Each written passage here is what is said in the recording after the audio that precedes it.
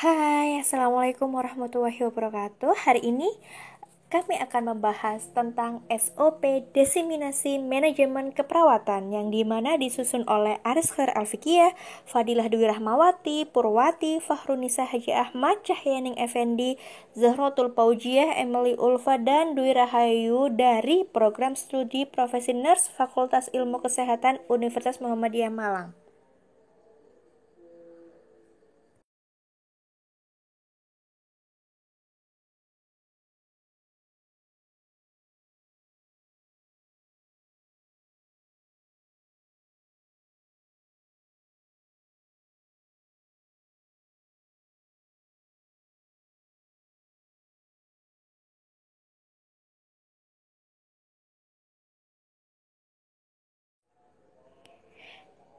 Diseminasi adalah mengkaji serta menganalisa fasilitas atau lingkungan dan sumber daya manusia.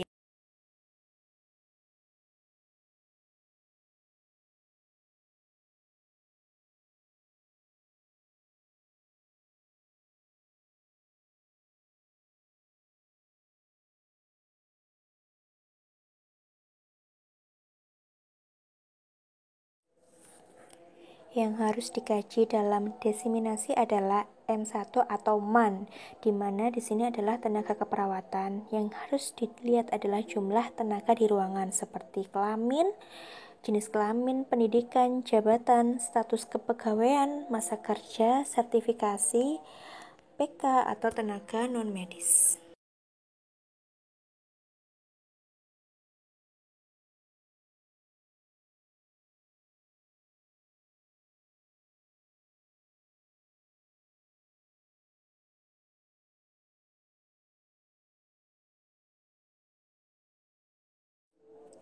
Yang kedua adalah M2, material, di mana yang harus dibahas yang pertama lokasi, yang kedua daftar inventaris, misalnya kayak lemari kaca, lemari kayu, baju operasi, spray, seperti klem arteri, pinset anatomi, terus inventaris yang lain seperti tempat tidur pasien, kasur. Yang ketiga adalah fasilitas penunjang pelayanan.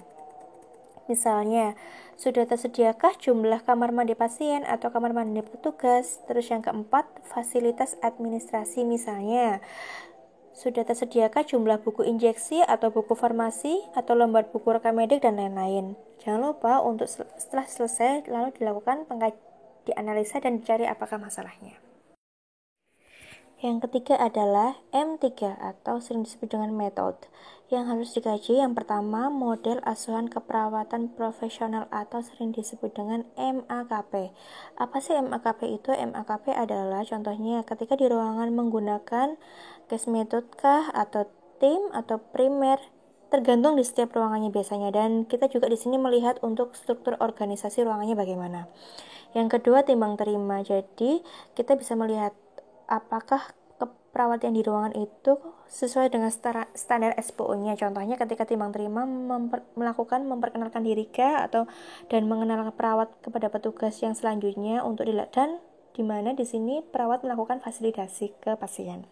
Yang ketiga ronde keperawatan, di mana ronde keperawatan ini biasanya dijadwalkan setiap 3 bulan sekali. Apakah ronde ini terlaksana apa tidak. Terus yang keempat, sentralisasi obat. Contohnya yaitu kayak perawat melaksanakan pengolahan obat apakah sesuai dengan SOP. Contohnya perawat di sini memonitoring reaksi obat, dan perawat di sini apakah melakukan komunikasi dengan pasien atau keluarga pasien, serta meminta apakah di sini perawat melakukan tanda tangan terlebih dahulu kepada pasien atau keluarga pasien untuk melakukan bukti pengolahan sudah diberikan obat. Yang kelima yaitu supervisi. Supervisi di sini maksudnya yaitu di mana supervisi tindakan keperawatan dilakukan oleh kepala ruangan biasanya. Biasanya dilakukan oleh kepala ruangan ke anggotanya jika di dalam ruangan itu ada anggotanya yang tidak paham tentang tindakan. Jadi kepala ruangan melakukan supervisi pada bawahnya. Yang keenam yaitu penerimaan pasien baru. Misalnya di sini kayak penerimaan pasien baru apakah sesuai dengan SOP yang ditemukan, contohnya apakah kayak ketika orientasi apakah ada miskomunikasi antara si pasien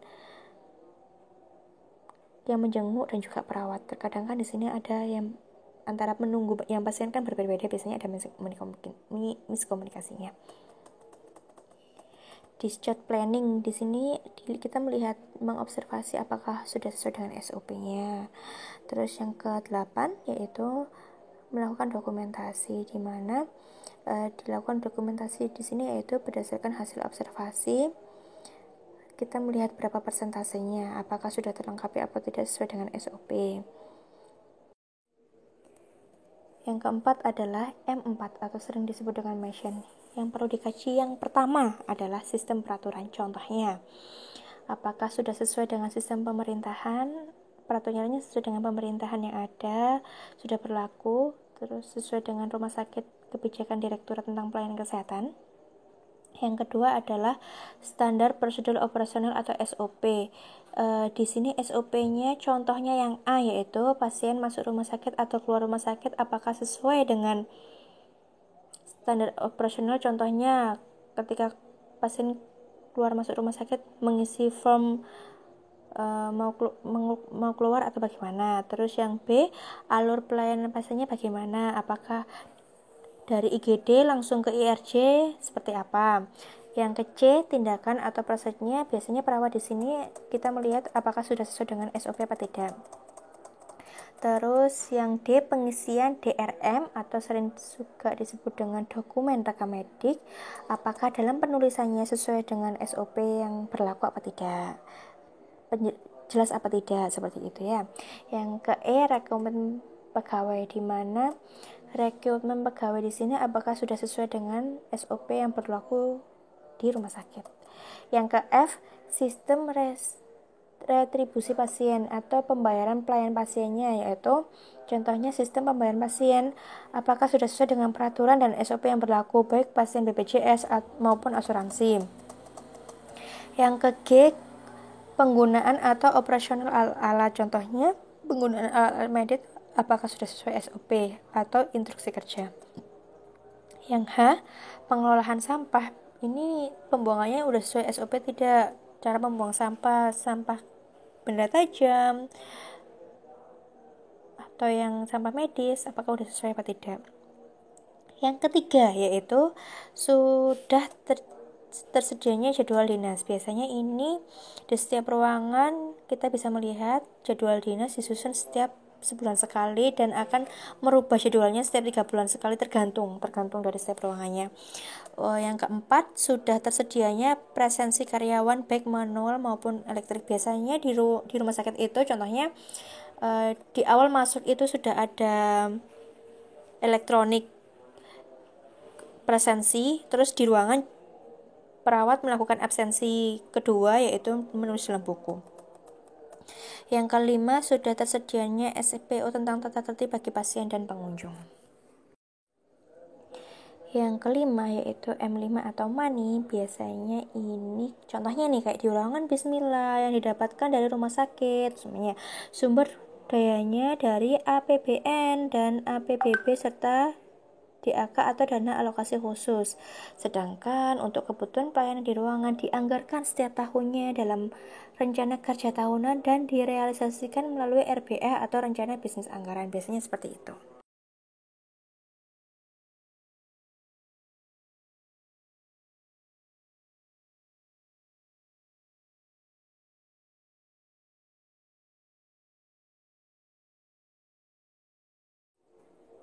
Dan yang keenam yaitu mutu. Di sini kita mutu membahas tentang yang pertama, keselamatan pasien, di mana yang dikaji dalam keselamatan pasien yaitu tentang bagaimana, apakah ada kejadian jatuh, apakah ada kejadian dekubitus, apakah ada kejadian prediabetes di ruangan itu.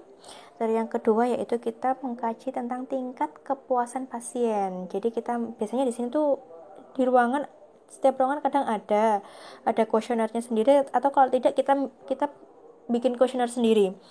Itu kita melihat apakah di sini tingkat kepuasan pasiennya itu sangat puas atau tidak puas, lalu kita bikin presentase ya. Yang ketiga tentang tingkat pengetahuan tentang pencegahan infeksi cuci tangan. Nah, di sini kita membuat kuesioner apakah di ruangan itu pasiennya tingkat pengetahuan terkait cuci tangannya yaitu rendah, sedang, atau tinggi. Yang keempat, tingkat hunian. Di sini kita melihat hasil observasi, contohnya untuk BOR atau bed occupation rate berapa persen, terus untuk ALOS, Avenger length of stay, itu berapa persen. Dan yang kelima yaitu audit mutu. Di sini contohnya yaitu kayak di ruangan basmalah Rumah Sakit Pasti Sembuh telah terakreditasi dengan kategori paripurna pada tahun 2007 contohnya. Terus yang kedua, adanya pelaksanaan AMI atau audit mutu internal dan AME audit mutu eksternal setiap 6 bulan sekali. Sekian penjelasan dari saya, semoga bermanfaat buat kalian semua. Video selanjutnya adalah akan membahas tentang SOP manajemen keperawatan yang lainnya. Jangan lupa untuk subscribe dan terus menonton ya. Selamat belajar.